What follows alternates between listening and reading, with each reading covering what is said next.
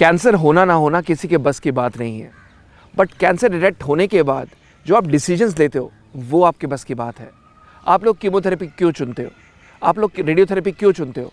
क्योंकि आपके पास कोई ऑप्शन नहीं होता, आपके पास कोई ओपिनियन देने वाला नहीं होता, आपके पास कोई दोस्त, कोई हमसफ़र नहीं होता जो आपके कंधे पे हाथ रखे और बोले दोस्त एक बार एक सेकंड ओपिनियन तो ले ले, एक बार जो डॉक्टर ने कहा है एक बार उससे जाके पूछ तो ले कि जो वो कह रहा है क्या वो सही है, क्या वो आपकी ज़िंदगी की राह सही रास्ते पर ले जा रहा है या सही दिशा दिखा रहा है या नहीं। आप जैसा किया जाता है, आप इतने डर में होते हो, आप इतने भय में होते हो, आप इतने सहमे हुए होते हो कि आपको जो समझ में आता है आप वही करते हो। बट क्या वो डिसीजन जो आप ले रहे हो वो आपको सही रास्ता या सही दिशा में ले जा रहा है, ये आप नहीं सोचते। आप उस दोस्त, कोई एक हमसफ़र, कोई मेडिकल फ्रेटर्निटी का कोई आपका जानने वाला जो आपको कंधे पे हाथ रख के आपको बताए कि आप शायद ये जो डिसीजन ले रहे हो ये आपके लिए हित में है भी या नहीं। किसी को ब्लड कैंसर हुआ, ब्लड कैंसर में उसको बोला जाता है कि आप एक काम करो, बोन मैरो ट्रांसप्लांट करा लो। अब बोन मैरो ट्रांसप्लांट का बिना जाने कि बोन मैरो ट्रांसप्लांट में कितना सक्सेस रेट्स है, कितनी उसकी कितने पेशेंट्स हैं जो बोन मैरो ट्रांसप्लांट कराने के बाद कितने साल तक जीवित रहते हैं और कितना अच्छा रिस्पॉन्स आता है, ये कोई नहीं पूछता। ठीक है डॉक्टर साहब कर लीजिए, ठीक है डॉक्टर साहब जो आपको ठीक लगे आप कर लीजिए। और सब कुछ करते करते करते करते आप फिर हार मान चुके होते हो।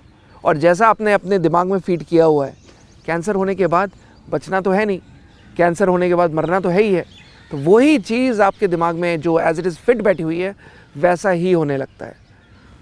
क्योंकि डिसीजन आपने सही नहीं लिया शायद, क्योंकि ओपिनियन, ये जो ऑप्शन आपने चूज़ किया वो शायद उतना सही नहीं था। साइड इफ़ेक्ट्स से आप इतना परेशान हो गए कि आपको रिजल्ट्स ना दिखें और आप केवल और केवल साइड इफ़ेक्ट्स में फंसे रहे। कैंसर डायग्नोज होने पर 3 चीज़ें बहुत मायने रखती हैं। You beat cancer in 3 ways: how you live, why you live, मतलब आपकी ज़िंदगी का पर्पस क्या है, और in the manner which you live, किस तरीके से आप जी रहे हो, किस तरीके की लाइफस्टाइल रख रहे हो। अब कैंसर डायग्नोज होने पर 3 चीज़ें बहुत और भी ज़्यादा मायने रखती हैं: the correct treatment, the right line of treatment, the right behaviour towards life and behaviour of your family members and friends. अब अगर आपके पास राइट लाइन ऑफ ट्रीटमेंट है तो आप तब भी आगे नहीं जीत सकते जब तक आपके पास अपना खुद का नज़रिया ठीक ना हो। अगर मन में ही भय बैठा हुआ, डॉक्टर साहब मैं ठीक तो हूँगा ना, डॉक्टर साहब क्या रिज़ल्ट रहेगा, डॉक्टर साहब रिपोर्ट में क्या आएगा, डॉक्टर साहब मैं बहुत डरा हुआ हूँ, डॉक्टर साहब आराम तो है, 3 महीने हो गए। अमूमन मेरे पास ऐसे ही मरीज़ आते हैं जिसमें वो कहते हैं डॉक्टर साहब 3 महीने हो गए, मैं इतना अच्छा फील कर रहा हूँ, जो मुझे उल्टियाँ होती थी खाना खाने के बाद अब उल्टियाँ नहीं हो रही, भूख ठीक लग रही है, एनर्जी लेवल्स ठीक है। पहले दर्द में तड़पता रहता था, मॉर्फिन के 10 mg के 6 टैबलेट्स ले रहा हूँ दिन भर में, 60 mg की मॉर्फिन की गोलियाँ ले रहा हूँ, वो बंद हो गई। मैं अल्ट्रासेट की गोलियाँ ले रहा था, वो बंद हो गई। और उसके बाद अब मैं बिल्कुल ठीक हूँ। लेकिन डॉक्टर साहब रिपोर्ट में क्या आएगा, डॉक्टर साहब मुझे आए दिन बड़ा डर लगता है, डॉक्टर साहब मुझे समझ में नहीं आता कि क्या करूँ। एक बात बता दूँ फिर मैं, आप कभी ठीक नहीं होगे। अगर भले ही right of line of treatment भी है, लेकिन अगर आपकी एटीट्यूड टुवर्ड्स लाइफ ठीक नहीं है, अगर आप डर और भय से ही सोचे बैठे हो, कभी ठीक नहीं हो सकते। अगर ठीक होना है तो ये तीनों चीज़ें इन सिंक लाना बहुत ज़रूरी है, तीनों चीज़ें मिलानी बहुत ज़रूरी है, तीनों चीज़ों को आपस में एक मिलन होना बहुत ज़रूरी है। कैंसर में आप किन किन चीज़ों से परेशान हो? कीमो के साइड इफ़ेक्ट्स आ रहे हैं, ठीक हो जाएंगे। रेडिएशन के साइड इफ़ेक्ट्स आ रहे हैं, ठीक हो जाएंगे, आराम मिल जाएगा। आप खुद कहोगे कि डॉक्टर साहब उल्टियाँ नहीं बंद हो गई, डॉक्टर साहब ये तो जो इनको जलता था वो आना बंद हो गया, डॉक्टर साहब इनको खाना अटकता था और बार बार दर्द होता था निकलने में, वो ठीक हो गया, कोई वॉमिटिंग नहीं हो रही, पेन नहीं हो रहा, ये सब में आराम आ जाएगा। लेकिन आए दिन हम जैसे पहले मूवीज़ में देखते थे कि हम हमेशा सुनते थे कि पहले इनकी जीने की उम्मीद ख़त्म हो गई है, दवाइयाँ काम नहीं करेंगी, पहले इनकी जीने की उम्मीद ख़त्म हो गई, इनकी जीने की उम्मीद जगाओ। इनके केस में दवा और दुआ की ज़रूरत है।